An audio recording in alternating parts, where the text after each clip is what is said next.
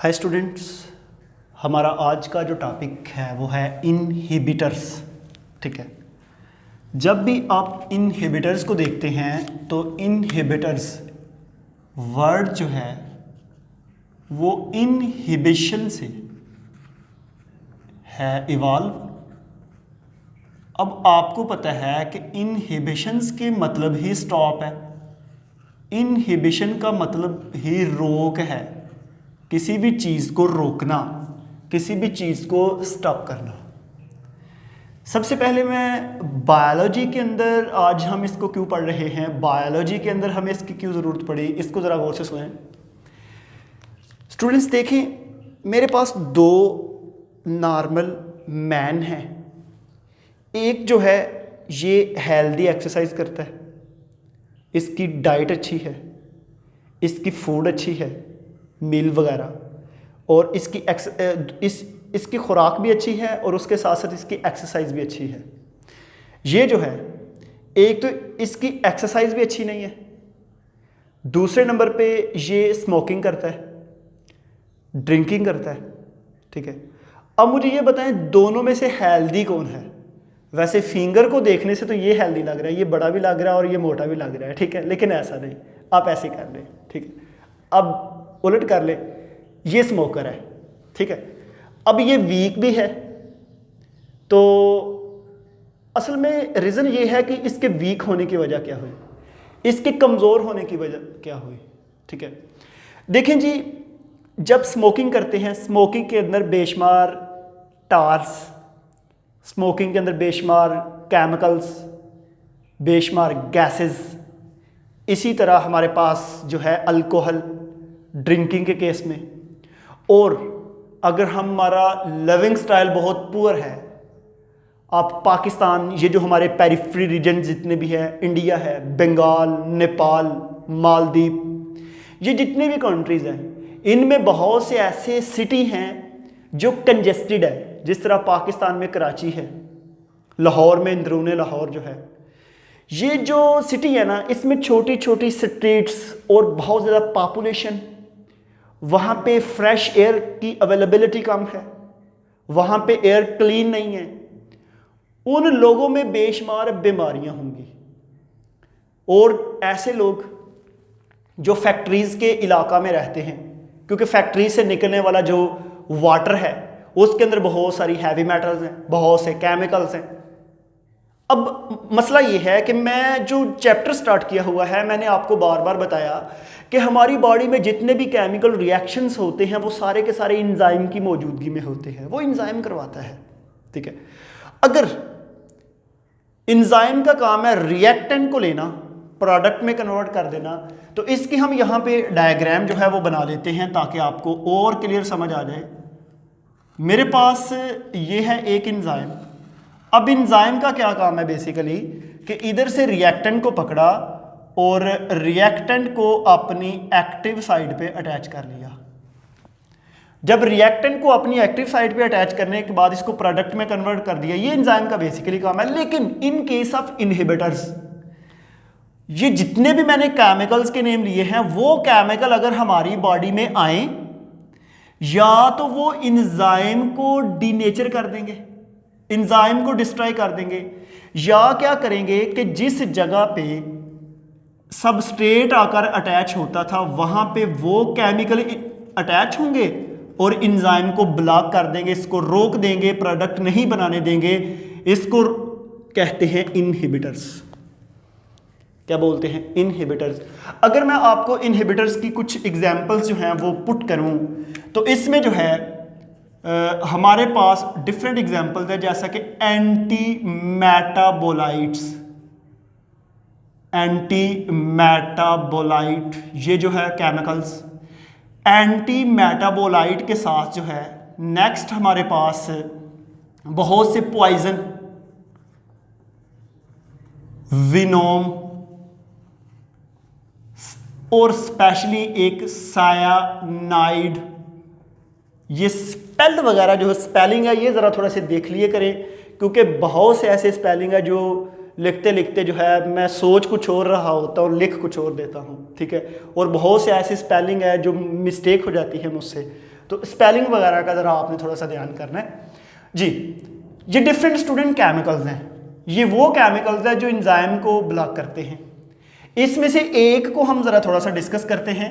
ये जो साइनाइड है ना, साइनाइड का फार्मूला है ये कार्बन का ऑक्सीजन के साथ डबल बॉन्ड और दूसरी साइड पे नाइट्रोजन का डबल बॉन्ड और ये लोन पेयर ऊपर नाइट्रोजन के, ये है जी साइनाइड का फार्मूला।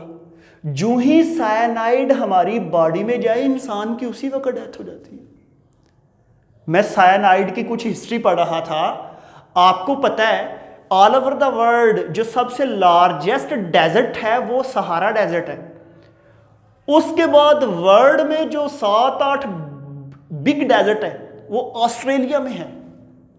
और स्टूडेंट ऑस्ट्रेलिया के अंदर एक स्नेक की टाइप पाई जाती है जिसको हम ब्लैक मांबा कहते हैं। ब्लैक मांबा के साथ रसल वाइपर इंडिया में पाया जाता है, पाकिस्तान में किंग कोबरा, ये डिफरेंट स्नेक हैं। लेकिन उसमें से जो ब्लैक मांबा है ना, उसको पूरी दुनिया में सबसे टॉप पे रखा गया है। मीन को उसकी शेप की बेस पे, उसकी पॉइजन की बेस पे, उसका जो विनोम है इसकी बेस पे, तो उसके विनोम के अंदर पाया जाता है साइनाइड। जो ही वो साइनाइड हमारी बॉडी में जाएगा इंसान सडन उसकी डेथ हो जाएगी। हम अक्सर जब ये हम अपने बुजुर्ग हजरात जो थे वो सुनते थे उससे, बल्कि मेरे अपने विलेज के पास एक दरबार है जिसको हम बैरोनाथ कहते हैं। ये एक हिंदी जुबान का लफ्ज़ है बैरोनाथ। वो वहाँ जो बुजुर्ग था वो सांपों का इलाज करता था। ये पार्टीशन से पहले की बात है। वो स्नेक का इलाज करता था। वो हमारे बुजुर्ग बताते थे कि हर वो शख्स जो एक दफ़ा जिंदा बैरोनाथ के पास आ जाता वो सेट हो जाता, उसको मतलब ट्रीटमेंट हो जाती, उसको इलाज हो जाता उसका। आज भी उसका मंदिर वहाँ पे मौजूद है उस बुजुर्ग का। बुजुर्ग कह सकते हैं या आप वो उनके धर्म का जो कोई भी बड़ा जो है वो कह सकते हैं। तो अब देखें यहाँ पे हमने तो देखना है कि उसने समाज की कितनी खिदमत की है, उसने इंसान के लिए क्या किया। धर्म तो उसका जो मर्जी हो, ठीक है जी। अब देखें ये जो साइनाइड है इसका मतलब है साइनाइड ब्लॉक कर देता है एंजाइम को। अब मेरे पास दो तरह के इनहिबिटर्स हैं, एक है रिवर्सिबल इनहिबिटर्स और दूसरा है रिवर्सिबल इनहिबिटर्स। इरिवर्सिबल इनहिबिटर ऐसे इनहिबिटर्स हैं जब वो एंजाइम के पास आए, अगर हम यहाँ पे इधर एक एंजाइम बना लें, ये मैं इस जगह पे एक एंजाइम जो है वो बनाता हूँ। ये जो स्टूडेंट एंजाइम है ना, इस एंजाइम के पास कुछ इनहिबिटर्स आए और आने के बाद इसके साथ यहाँ पे कोवलेंट बॉन्ड बना ले। आपको पता है कि जब एक दफ़ा कोवलेंट बॉन्ड बन जाए तो उसको ब्रेक करना ज़रा मुश्किल है। जब इसके अंदर कोवलेंट बॉन्ड बन जाएगा, अब ये जो कोवलेंट बॉन्ड है, ये कोवलेंट बॉन्ड की वजह से इसमें ये जो इनहिबिटर है ना, ये है इरिवर्सिबल, ये कभी भी इससे उतरेगा नहीं और थ्रू आउट लाइफ इसको परमानेंटली ब्लॉक कर देगा। एक काम ये, या तो ये इसको ब्लॉक कर देगा या फिर ये क्या करेगा कि जब इरिवर्सिबल इनहिबिटर आते हैं तो वो क्या करते हैं कि एंजाइम की शेप को ही चेंज कर देते हैं। एंजाइम की शेप ओरिजिनल रहती ही नहीं, वो खत्म हो जाती है, ठीक है। तो हमारे पास दो रीजन आ गए इरिवर्सिबल में। एक तो ये एंजाइम की एक्टिव साइट पे अटैच हो और उसको परमानेंटली ब्लॉक कर दे उसके साथ कोवलेंट बॉन्ड बना के। दूसरा ये है कि एंजाइम की शेप को डीनेचर कर दे, वो ग्लोब्यूलर शेप जो है वो डीनेचर हो जाएगी। अब देखें ना, इस एंजाइम की जब एक्टिव साइट की शेप ही चेंज हो गई तो इसके ऊपर कैसे वो अटैच हो सकता है सबस्ट्रेट, ठीक है जी।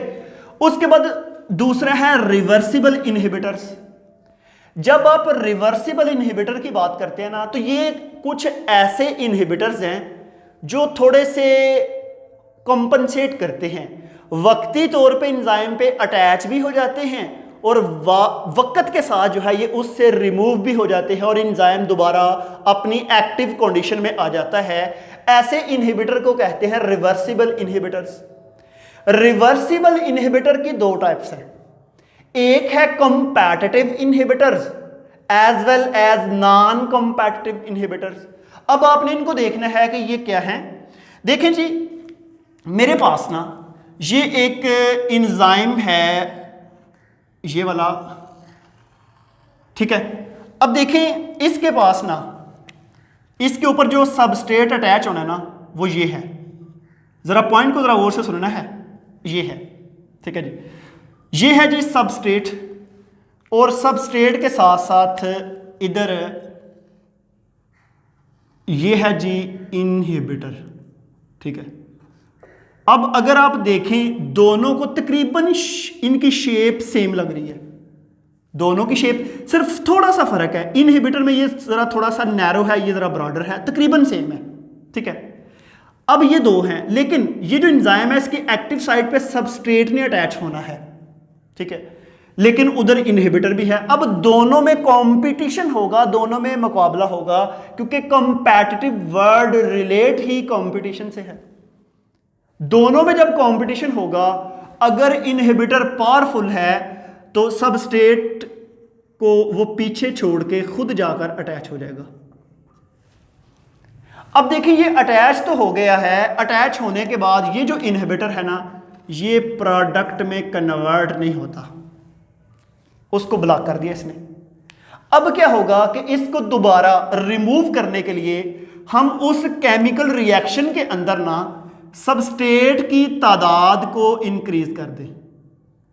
मतलब हम सबस्ट्रेट जी कर दिए 50, जो ही सबस्ट्रेट ज्यादा करेंगे तो ये सबस्ट्रेट दोबारा इसके ऊपर फाइट करेंगे इसके साथ, और ये इनहिबिटर को दोबारा से यहां से रिमूव होना पड़ेगा, और ये सबस्ट्रेट दोबारा एंजाइम के ऊपर अटैच होके अपना काम शुरू कर देगा। तो ऐसे को हम क्या बोला है, रिवर्सिबल इनहिबिटर्स। क्या कहा है, रिवर्सिबल। अब इसकी मैं आपको बता देता हूं एग्जांपल्स। ये मैंने ना इसकी एग्जाम्पल पढ़ाने के लिए ना आपको मैं यहाँ पे ना एक फार्मूला बना के देता हूँ। मैं ना 4 कार्बन बनाता हूँ, 1 2 3 4, 4 कार्बन के साथ ना मैं आपको ये बताता हूँ कि ये फार्मूला है किसका। स्टूडेंट्स ये जो फार्मूला है ना, ये है जी हमारे पास सक्सीनिक एसिड्स का।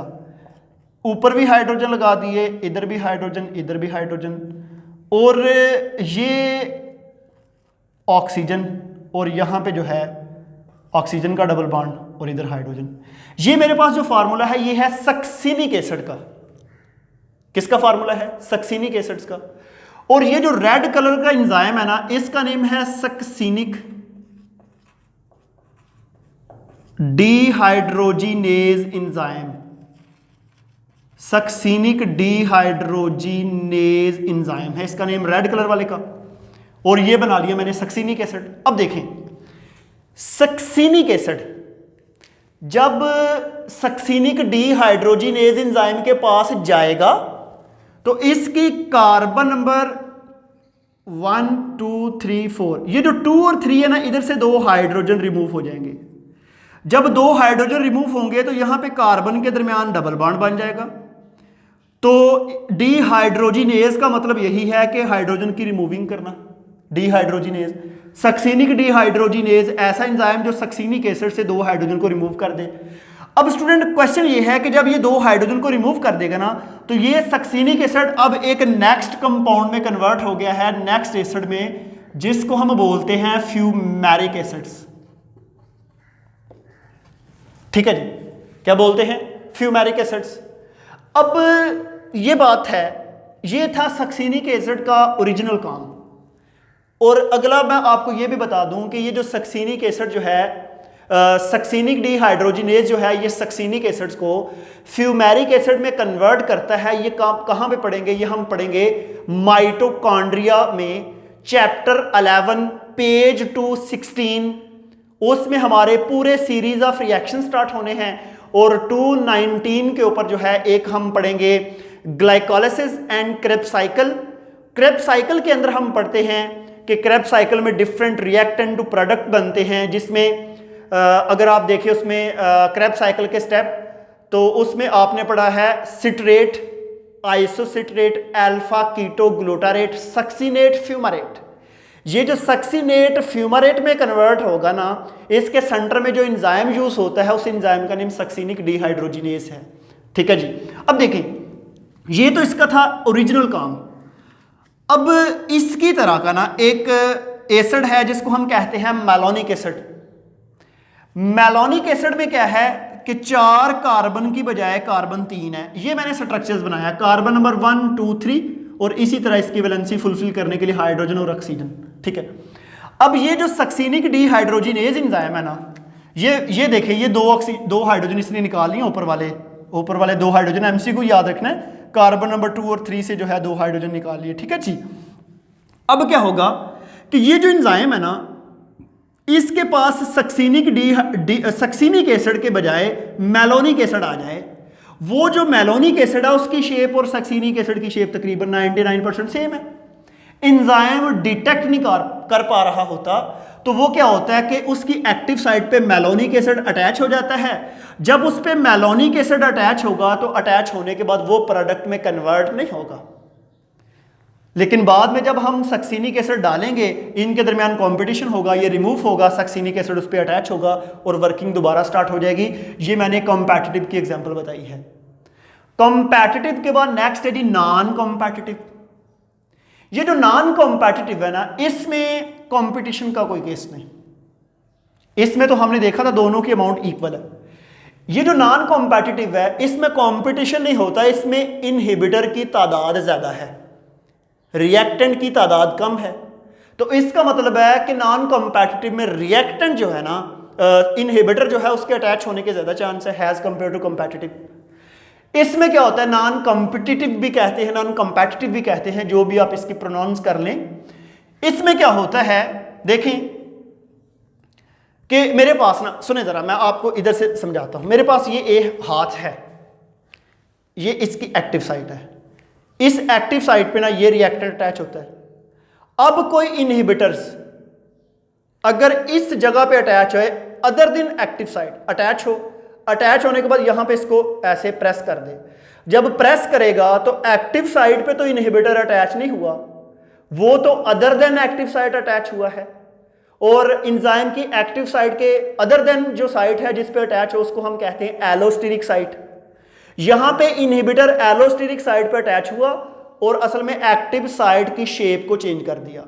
जब एक्टिव साइट की शेप को चेंज किया तो किसी भी सबस्ट्रेट को अब अटैच होने का वहां पे वो प्लेस नहीं मिलेगी, वो शेप नहीं मिलेगी, तो उसके ऊपर कोई भी इनहिबिटर अटैच नहीं होता, जिसकी वजह से वो एंजाइम भी काम से फारिग हो जाता है।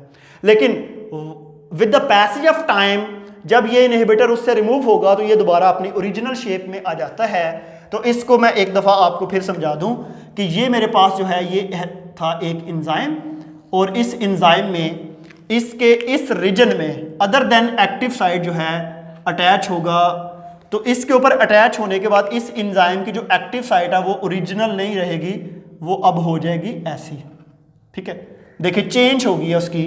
आप उसकी अगर एक्टिव साइट को देखें तो वो चेंज हो गई है।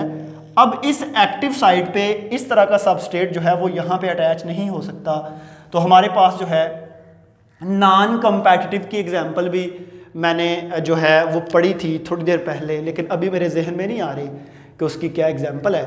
लेकिन जो है इरिवर्सिबल की साइनाइड है, और रिवर्सिबल में कॉम्पैटिटिव की मेलोनिक एसिड आप दे सकते हैं, और नॉन कॉम्पैटिटिव की जो है ये आप गूगल से सर्च कर लेना एग्जाम्पल ऑफ नॉन कॉम्पैटिटिव इनहिबिटर्स, तो आपके उसी वक्त जो है वो जहन में आ जाएगी।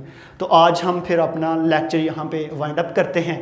हम इसके बाद एक नया चैप्टर स्टार्ट करेंगे क्योंकि आज हमारा यहाँ पे चैप्टर कंप्लीट हो गया है। तो स्टूडेंट आज के लिए